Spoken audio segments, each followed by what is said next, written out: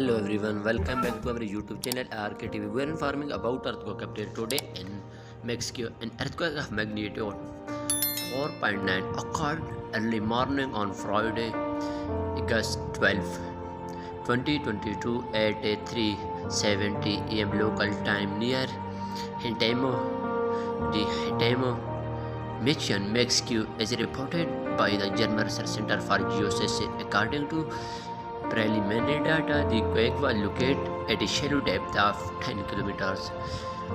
Shallow earthquakes are felt more strongly than deeper ones as they are closer to the surface.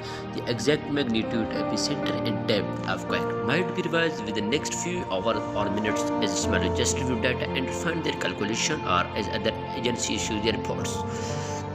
Second report was later issued by citizen-seismograph network of RaspberryShake, which listed its magnitude 4.9 earthquake as well.